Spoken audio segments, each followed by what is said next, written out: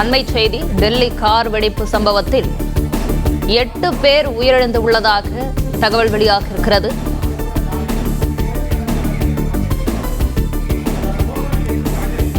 இது குறித்தான கூடுதல் விவரங்களை தொடர்ந்து பகிர்ந்து வருகிறார் செய்தியாளர் நிரஞ்சன். விவரங்கள்.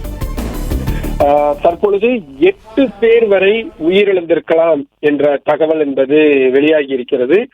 காவல்துறையினர் சார்பாக உறுதியான தகவலாக இல்லை என்றாலும் கூட மருத்துவமனைகளில் இருந்து வரக்கூடிய தகவல்கள் என்பது உறுதிப்படுத்தி இருக்கிறது. மருத்துவமனைகளுக்கு டெல்லியில் இருக்கக்கூடிய LNJP என்று சொல்லப்படக்கூடிய லோக் நாயக் ஜெயபிரகாஷ் நாராயணன் அரசு மருத்துவமனை மிகப்பெரிய மருத்துவமனை, டெல்லி செங்கோட்டைக்கு அருகில் இருக்கக்கூடிய மருத்துவமனை. அதுதான் உடனடியாக இன்னொரு கேள்வி மேலும் எய்ம்ஸ் மருத்துவமனைக்கு ஏன் அழைத்து செல்லவில்லை என்ற ஒரு கேள்வி மேலும். எய்ம்ஸ் மருத்துவமனை ரொம்பவும் தொலைவில் இருக்கக்கூடிய மருத்துவமனை, 15 கிலோமீட்டருக்கு மேல் செல்ல வேண்டும். ஆனால் இது ஒரு 2-3 கிலோமீட்டருக்குள்ளாகவே இருக்கக்கூடிய மருத்துவமனை. அந்த மருத்துவமனையில் இருக்கக்கூடிய தகவல் என்பது, அங்கிருந்து வரக்கூடிய தகவல் என்பது 8 பேர் உயிரிழந்திருக்கிறார்கள் என்பதை உறுதியாக சொல்லி இருக்கின்றார்கள்.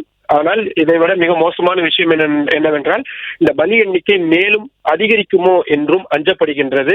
காயமடைந்தவர்கள் முதலில் 2 பேர் என்றார்கள், பிறகு 4 பேர் என்றார்கள். தற்பொழுது காயமடைந்திருக்கக்கூடியவர்களின் எண்ணிக்கை 12ஆக அதிகரித்திருக்கிறது என்பதும் மிக மோசமான விஷயமாக இருக்கிறது. மருத்துவமனைகளுக்கு அழைத்து வரும் பொழுதே அவர்கள் உயிரிழந்த சடலங்களாகத்தான் கொண்டு வரப்பட்டிருக்கிறார்கள் என்ற தகவலும் கிடைத்திருக்கின்றது. அதுவும் உடல் சிதைந்து போய் அவர்களை அடையாளம் காண முடியாத அளவுக்கு நிறைய பேருடைய உடல்கள் இருந்திருக்கிறது என்பதான தகவலும் சொல்லப்பட்டிருக்கிறது.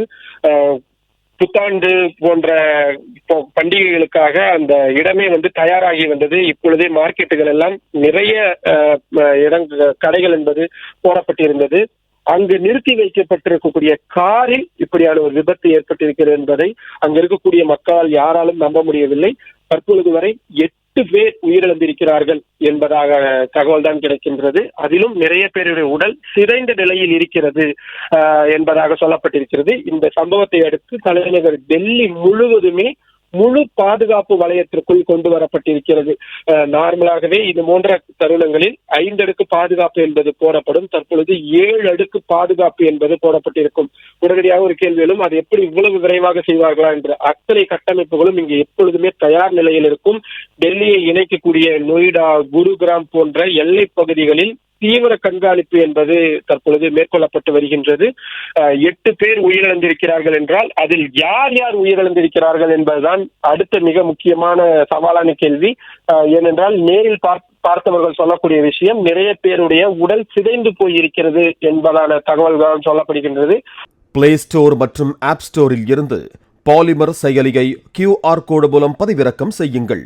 செய்திகளை உடனுக்குடன் பெறுங்கள்.